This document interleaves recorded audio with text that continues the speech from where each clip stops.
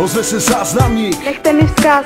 Prosím tě, odpust mi, vím, byla to moje vina. Moc se ti omlouvám, jsi pro mě jediná. Prosím tě, nech to plavat, víš, že tě miluju. Já se nechci hádat a nebudu, slibuju. Kdybych mohl vrátit čas, věř mi, vrátím ho. Nejde to, stalo se to, klečím na kolenou. Vracím se časem zpět, když začal příběh o jednom klukovi a jeho blbý chybě. Možná to zní divně, možná je to normální, možná je to časté, možná jen přáním. Potkal jsem dívku, která mi vzala srdce, svěřil jsem jí ho, ona držela ho v ruce. Byli jsme oba zamilovaní a šťastní, oba dva odhodlaní, ale moc mladí.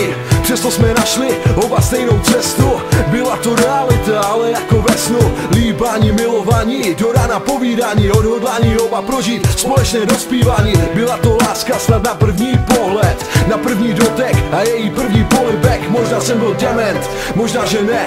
A co se stalo potom, právě začíná příběh.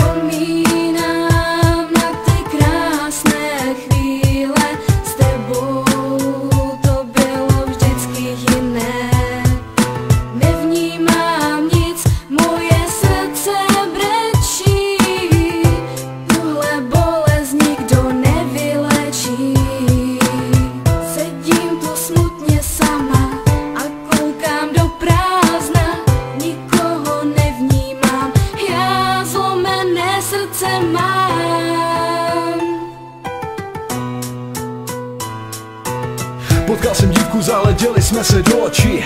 Nepopíšu ten pocit, co se mnou zatočil. Byla to láska snad na první pohled. Přišla otázka, na ní blesková odpověď. Pozval jsem jí na drink, přišlo seznámení. Myslím, že u obou byl stejný pocit zalíbení. Stačila hodina na naše seznámení, stačil jeden den na první políbení. Uběhlo pár měsíců a začalo mě tížit, že ji miluju a nechci bez ní žít. Společné zájmy a něžné polibky, jemné dotyky, co hladily mé pocity. Když bylo zle, byla to ona, kdo mi pomohl. Zvedla mě dál, i když už jsem nemohl. Stavila mě na nohy, byla mi oporou. Za to jsem jí dával oddaně svou lásku upřímnou. Miloval jsem ji, ona milovala mě. Bylo to jak v pohádce, ale ne se šťastným koncem. Bylo to zlé, ale nešlo to změnit. Moc bych si to přál, abych nemusel odejít. Musel jsem ji odradit, odhodit ode mě. Proč? Sleduj další sloku, pokračuje příběh. Sleduj další sloku, pokračuje příběh. Poslední polibek, co si mi tehdy daroval, já cítím ho na rtech dál. Byla to láska, nebyl to sen, dokud nepřišel ten neskutečný den.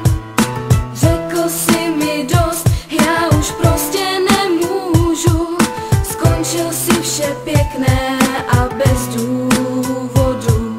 Teď sama sebe se ptám, proč a co dělat mám, a co dělat mám.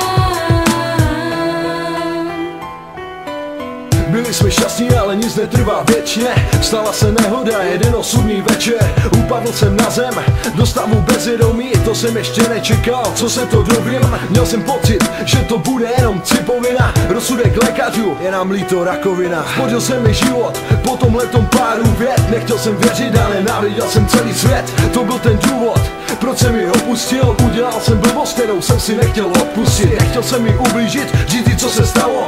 Chtěl jsem to projít sám, nechat ji stranou. Nevěděl jsem, co mám dělat v tom blbým zmatku. Další verdikt lékařů, už jenom pár dnů. Nechtěl jsem je prožít sám a ani s ní. Nechtěl jsem vidět její tvář, jak se v slzách utápí. Byl jsem na dně, nevěděl jsem, co mám dělat. Na co jsem se zmohl, byl jediný telefonát. Pár blbých slov, které nemůžu říct přímo.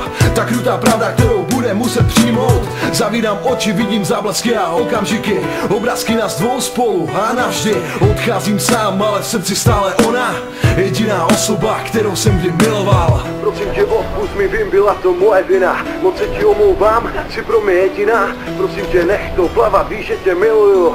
Já se nechci hádat, nebudu, slibuju. Kdybych mohl vrátit čas, věř mi, vrátím ho. Nejde to, stalo se to, klečím na kolenou.